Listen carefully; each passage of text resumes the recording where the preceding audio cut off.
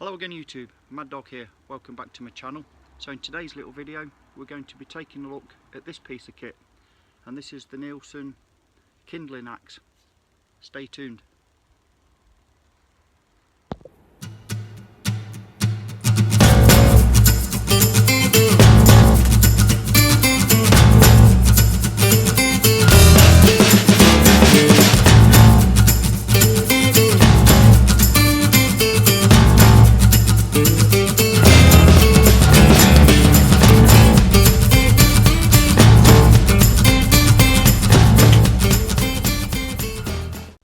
Welcome back. So I thought before we start chopping and going berserk with this thing, I've just nipped back in the shed because I just wanted to show you guys and lasses some little details about this kindling axe, or stick chopper as they call it. It's made by the company Neilsen, as you can see.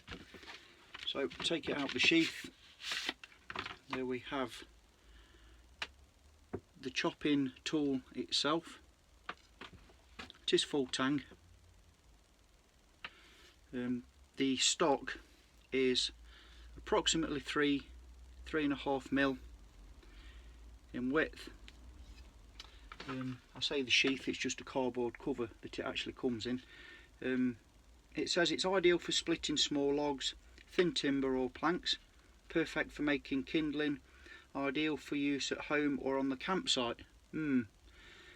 Comfortable wooden handle fitted with a 245mm forged steel blade. Comfortable handle or scales. To be honest, it doesn't feel bad, but if you're going to use this for a day, you will develop hot spots because the bottom of those scales or handle are sharp and not very well finished to the spine of the blade.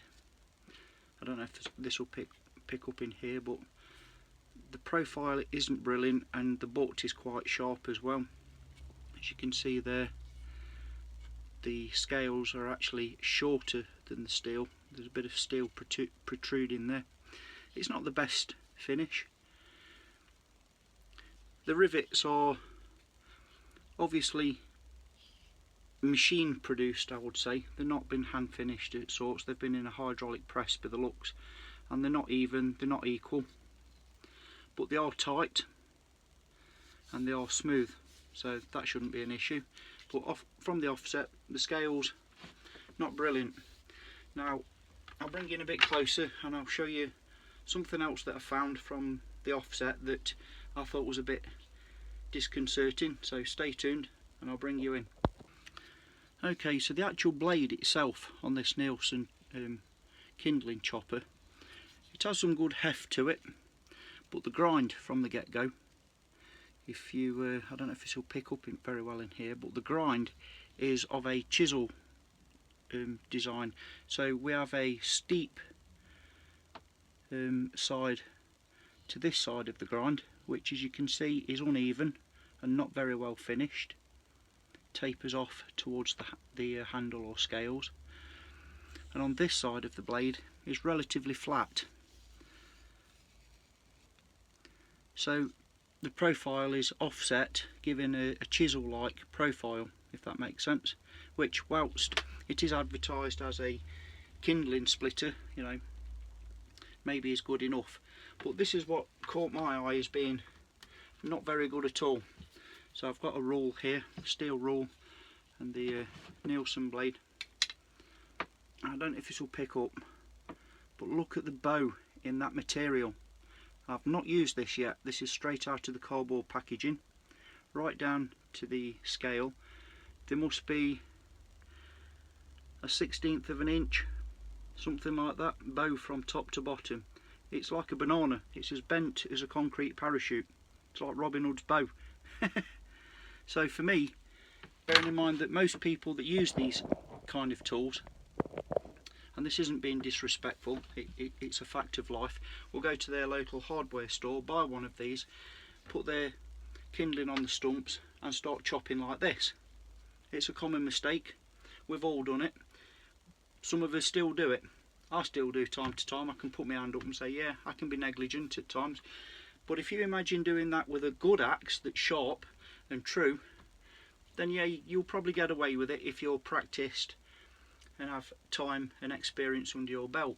However, if your tool is the shape of a banana with an offset grind which alters the centre point of your aim, it's not a good recipe. You're going to end up in A&E. So for me, that is a big negative to start with, the fact that the blade is bowed, the grind is offset. And talking about the grind again, just quickly revisiting that, there is actually, on the chiselled angled side, there is actually a secondary bevel grind to try and put a sharp edge on this thing.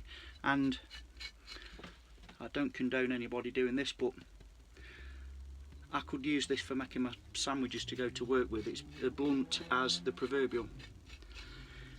So you're never going to be using it for feather sticking or anything like that, unless you alter the profile of that blade and regrind it, rehone it to a more usable, bushcraft friendly style of cutting edge. But I am aware that's not what this is marketed at. But from top to bottom, the actual bow in this blade, I know this isn't a very good angle at all, it's hard to try and get this in, but it's shocking. It is absolutely shocking. You could roll a marble down that. Crikey me. So just on price point, these retail for between £10 and £11 on the internet, available on eBay and Amazon.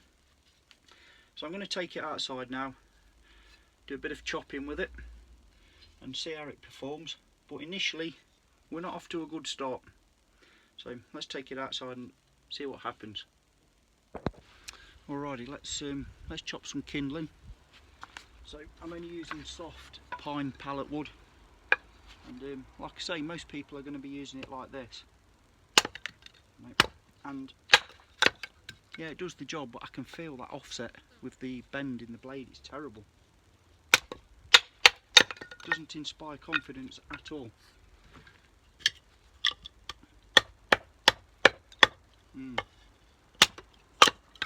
For me, you know, being a bushcrafter, when I'm chopping my kindling, what I like to do is lay it flat and bring the tool on top to bear.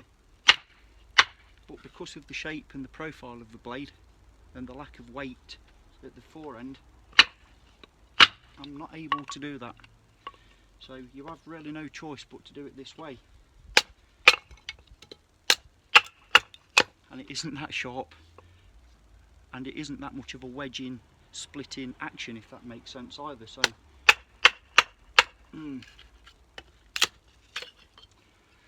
oh dear, not good. Let's go for something a bit more chunky.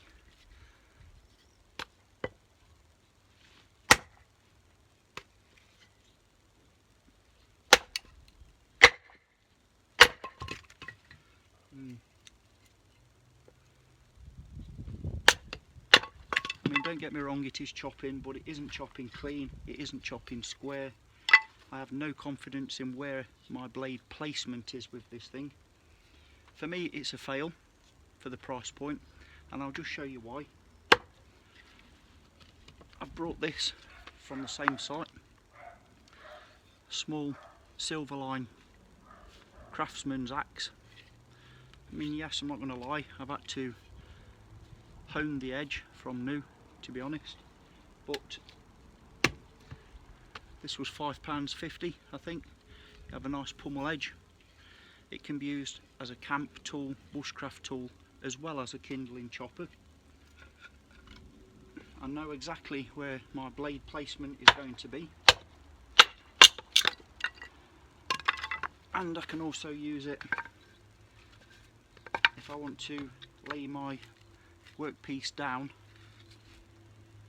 and bring it to bear in a safe manner.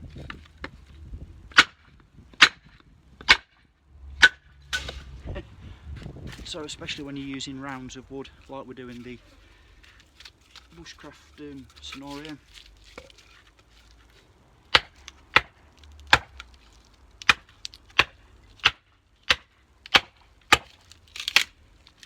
We can split timber reasonably well. without too much fuss or muss. So in closing, no, I don't recommend the Neilsen kindling splitter, not at all. Not considering I can buy pretty much 2 of these standard cam packs for the price of 1 of these. Just my thoughts, just my opinions. Let me know in the description box, in the comments box, what you guys and lasses think. You know, I'm telling you the truth, just on initial impressions anyway. Not good value for money. Save your money, don't waste your time and effort. For me it's a fail. Anyway, thought I'd share that one with you all quickly. Thank you all for dropping by again. Have a great weekend. I'm going to turn in now before this blazing sun burns my bald head. Have a great weekend. See you all soon. Mad Dog signing off.